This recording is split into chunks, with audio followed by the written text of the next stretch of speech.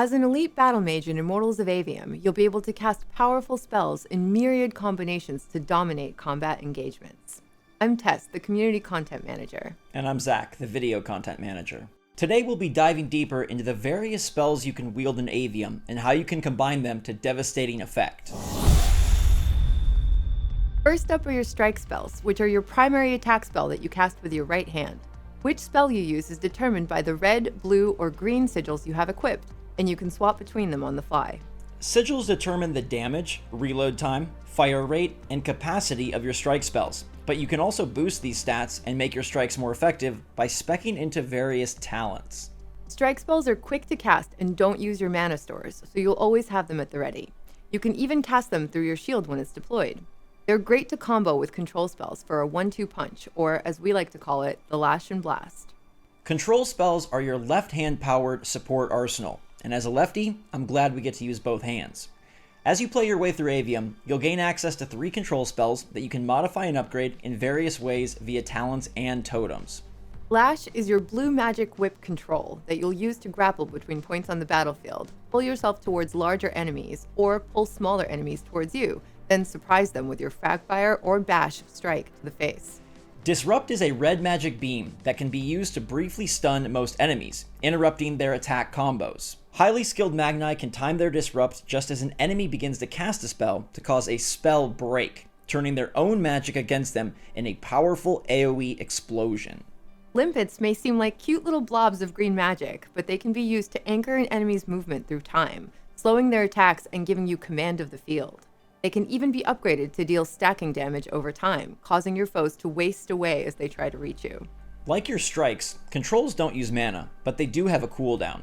You can improve the cooldown timing and the capacity and duration of your controls via talents.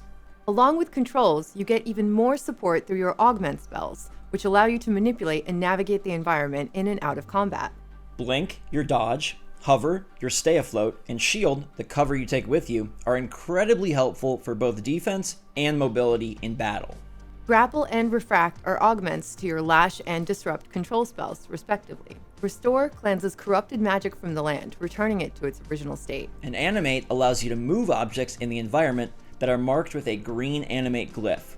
Both are often used to unblock passages for more exploration. Using your controls and augments wisely with your strikes will let you counterattack strategically in combat, providing breathing room to use your extra powerful heavy spells called Furies. Fury spells are the ones we all can't wait to use. They're high damage, high impact, and can interrupt enemy attacks. They can help you clear out hordes of weaker foes at once with their devastating AoE damage.